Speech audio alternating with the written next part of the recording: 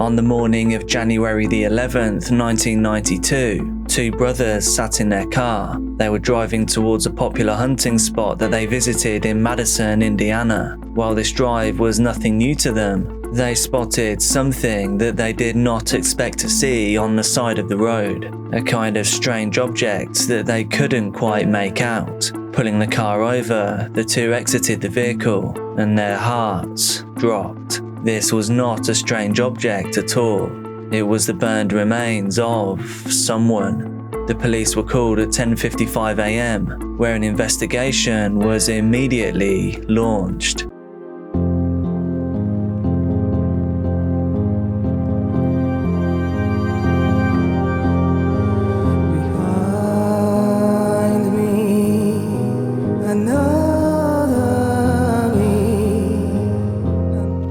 Viewer discretion is advised for this educational documentary. Welcome back to Case Documentaries. I bring you true crime, disturbing stories and other things that you may later regret knowing, and I'm uploading daily until the end of the year. Thank you so much to all of my patrons. If your name is on screen right now, then you're a legend. Just a heads up, there's quite a few names in this case, but it does become clear very quickly who is who, so make sure you stick around till the end.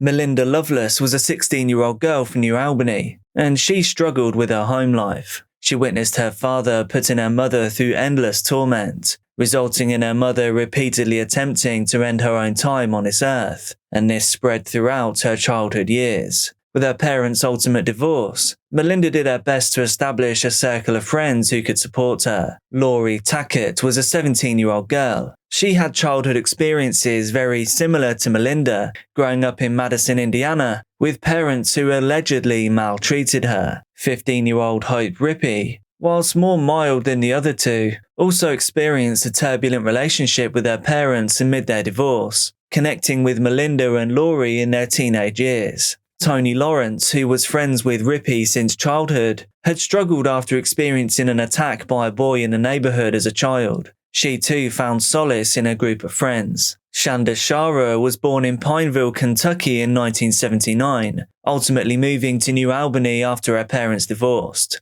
Whilst there, she joined the girls' basketball team and she seemed to be thriving. New Albany is located along the Ohio River in the Midwestern area of the United States, which was historically known for steamboating and as a center for supplies and medical aid during the Civil War. Now, as a major city in Indiana, it has revitalized its downtown scene where each of these girls would call home.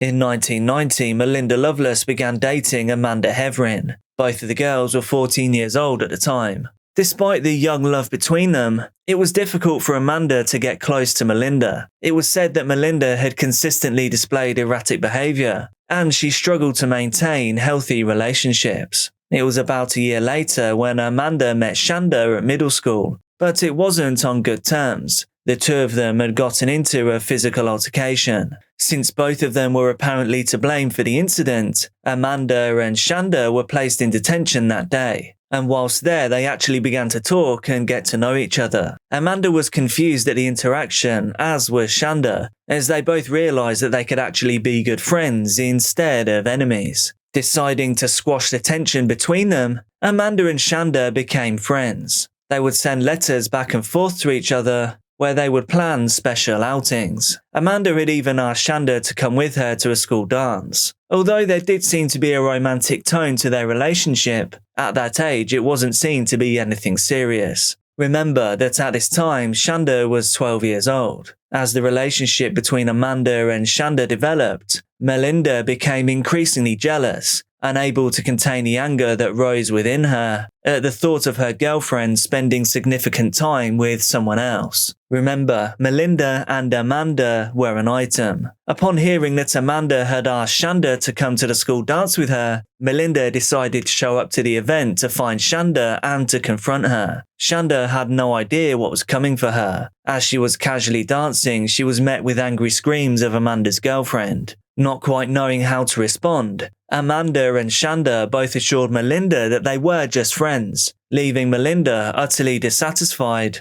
and the situation unsettled. In retaliation, Melinda decided to do her best to hurt Amanda for taking her friend Shanda to the dance by getting revenge. She began dating another girl without ever officially breaking up with Amanda. Amanda did her best to battle with the erratic behavior that Melinda was demonstrating, trying to continue her relationship with Shanda as normal. Later that same month, Amanda and Shanda decided to attend a music festival together, and this threw Melinda into an uncontrollable rage. Melinda began to threaten Shanda in public, making her nervous about what Melinda may do. Since she was only 12, Shanda's parents were concerned for her well-being and her involvement in what seemed to be a toxic relationship between two older teenagers. They decided for Shanda's safety that they would transfer her to a new school, hoping that this would remove her from the drama. But despite removing Shanda from the situation, Melinda couldn't shake the sense of betrayal that she felt from both Shanda and Amanda, spending her days boiling away, plotting what she could do to Shanda to get back at her.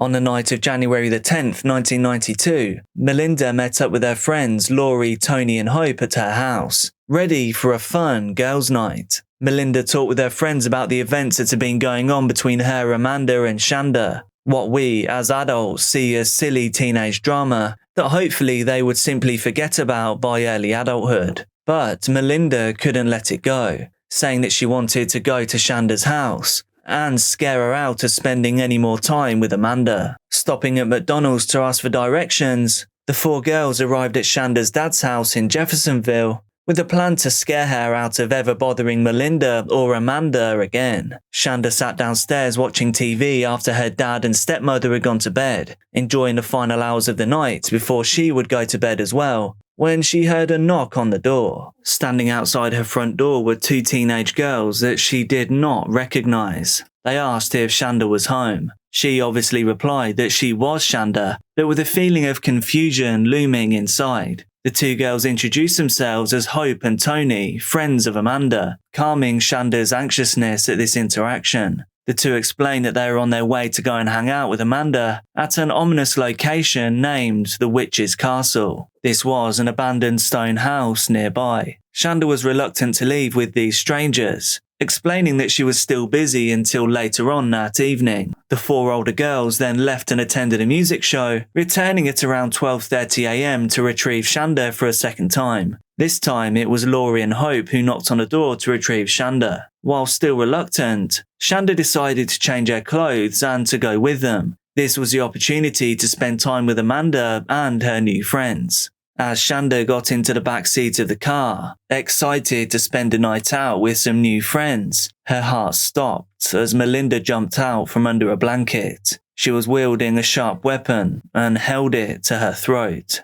Shanda struggled to respond as Melinda interrogated her, pushing for details about her relationship with Amanda. In reality, she was still a little girl, trapped in a situation that she couldn't escape. Once they arrived at the Witch's Castle, Melinda and Laurie pulled Shanda out of the car. Shanda sobbed uncontrollably. Melinda taunted her whilst wielding the weapon that she'd brought along, threatening to harm her with it and laughing about it with Laurie. The group of girls pushed the situation even further. They tied Shanda's arms and legs with rope. Shanda screamed in fright as she tried to grasp what was actually happening. Remember her age at this time. This is absolutely unthinkable. As Melinda and Laurie continued to taunt Shanda with their plans to harm her, the other two girls acted as if it was a normal night out, dancing to music and hanging out. At some point, Laurie feared that passing cars may spot them, so they decided to leave for another location. Shanda begged for them to release her, as Laurie drove the car to a patch of woods near her house,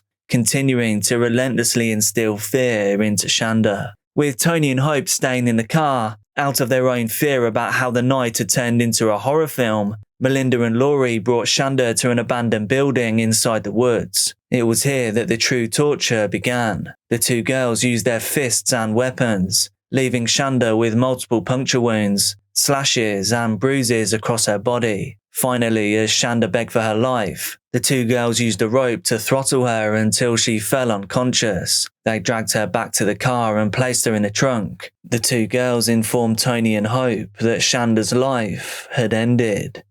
returning to Laurie's house as if nothing had happened. The four girls drank soda, played games, and listened intently as Laurie told them their future using crystals. At about 3 in the morning, Hope and Toni stayed behind, as Laurie and Melinda decided to go back out, country cruising. During this country cruise, they heard the familiar sounds from hours earlier. It was the cries of Shanda emanating from the trunk of the car.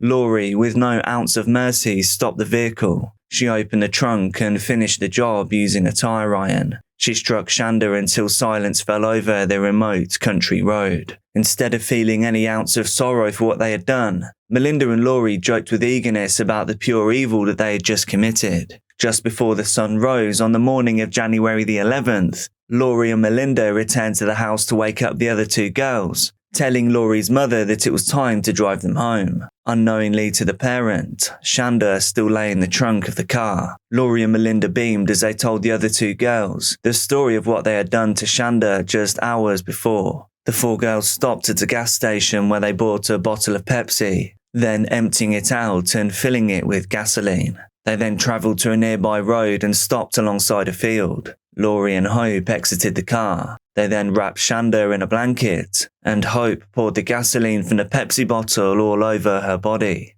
The two lit Shanda's body on fire, quickly fleeing the scene. A few minutes later, Melinda was not convinced that the fire had worked, so they returned once again to pour more gasoline on Shanda. The four girls then went to breakfast at a nearby McDonald's. It was there they laughed and joked about the state of Shanda's body, callously joking about her burns looking similar to the sausage that they were eating. Meanwhile, while all of this was happening, Shanda's father and stepmother were in a state of panic. They could not find any sign of Shanda. Last thing they knew, they left her downstairs watching TV whilst they went to bed. Filing a missing persons report, they waited to hear of any news of where Shanda may be. It didn't take long for Hope and Toni to be overcome with guilt about what had occurred over the past 24 hours. By 8 p.m. that night, the two travelled to the police station, giving almost unintelligible statements between their sobbing. After investigators struggled to get any real usable information, they gained the names of Melinda and Laurie, as well as the location of Shanda's body. Since the location was in a different county than where they had lived, officers had to call the police department from the other county, where they were quickly able to match the story the girls had told with the missing persons report from a few hours before. It didn't take long for detectives to identify the unrecognizable body of Shanda Sharer, having to use her dental records. It was almost unfathomable that this type of horror could be committed by teenage girls, by people posing as friends. Shanda's family left devastated. A later autopsy revealed that both times Shanda was set on fire, she was still alive. Due to the brutality and complete lack of remorse by some for what had occurred, all four of the girls were tried as adults for their hand in the homicide of Shanda.